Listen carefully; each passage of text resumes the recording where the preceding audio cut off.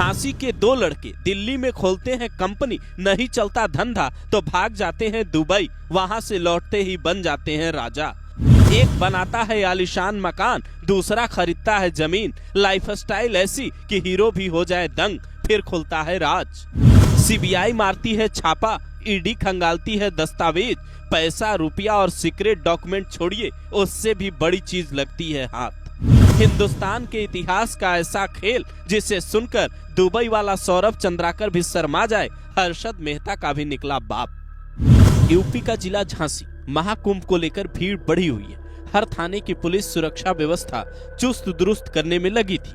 तभी दिल्ली से सीबीआई और ईडी की टीम एक साथ प्रेमनगर थाना इलाके में पहुंचती है। रात में ही दारोगा जी को खबर लगती है, अधिकारी छापा मारने आए हैं। वो तत्काल गाड़ी लेकर दोनों आरोपियों के ठिकाने पर पहुंचते हैं। गेट खुलवाया जाता है। अधिकारी अंदर जाते ही आदेश देते हैं, कोई अंदर बाहर नहीं करेगा, जो भी फोन है सब जमा करो। मकान के एक एक कमरे की बड़ी तसल्ली से तलाशी होती है। जो तस्वीर आप देख रहे हैं, उस आलीशान मकान के भीतर करोड़ों कैश होने का शक था, लेकिन अधिकारी उससे भी ज्यादा बड़ी एक और चीज खंगालने गए थे, जिसकी भनक न दारोगा जी को थी न वहां खड़े पुलिसकर्मियों को। जांच में पता चलता है, प्रेमनगर थाना क्षेत्र के गाड़िया फाटक के रहने वाले दिनेश और धर्मेंद्र ने 25 साल पहले EasyBiz2000.com नाम की कंपनी बनाई थी, लेकिन इसमें घाटा हुआ तो 10 साल पहले कंपनी बंद कर दुबई भाग गए। वहां 4 साल तक नेटवर्किंग कंपनी में काम किया, वहीं से करोड़ों छापे। दिनेश ने प्रेमनगर के पुरवलिया टोला में जहां आलीशान मकान बनवाया, तो वहीं धर्मेंद्र ने झांसी की पॉश कॉलोनी में मकान बनाए। लेकिन जब कुंडली खुली तो पता चला पूरी कहानी बिटकॉइन, ऑनलाइन सट्टा और फ्रॉड से जुड़ा है। ये नेटवर्किंग कंपनी के नाम पर लोगों के साथ धोखा कर रहे थे।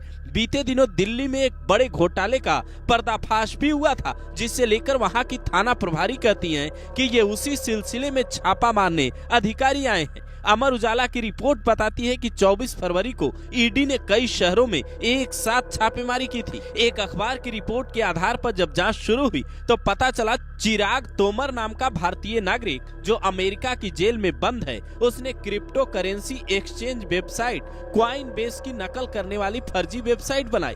जब लोग गूगल पर क्वाइनबेस सर्च करते तो चिराग तोमर की नकली वेबसाइट सामने आती। जब यूजर लॉगिन करते तो वो आईडी पासवर्ड गलत बताता।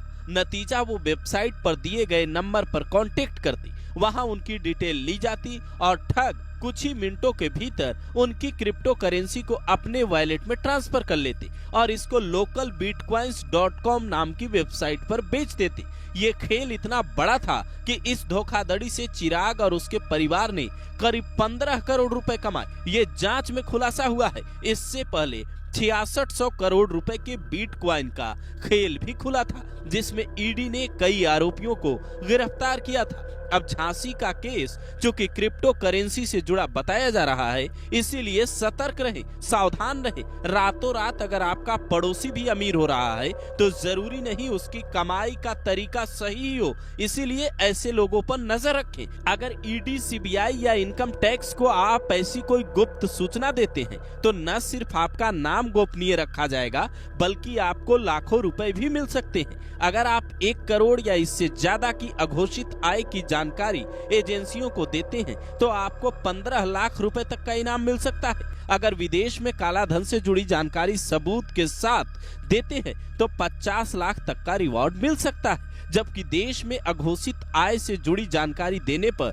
10 लाख रुपए तक की इनामी राशि आपको मिल सकती है। पहले नियम के मुताबिक जिसके घर छापा पड़ता था, अगर वो शिकायतकर्ता का नाम मांग ले तो अधिकारियों को बताना पड़ता था कि ये जानकारी उसे किसने दी। लेकिन अब ऐसा नहीं है। अब सरकार ने न सिर्फ नियम बदल दिए हैं, बल्कि मुखबिरों की सुरक्षा सुनिश्चित करने के लिए नाम बताने की बाध्यता खत्म कर दी। इसलिए बेखौफ होकर शिकायत करें, ऐसे धन कुबेरों का पर्दाफाश करें और जिम्मेदार नागरिक बने।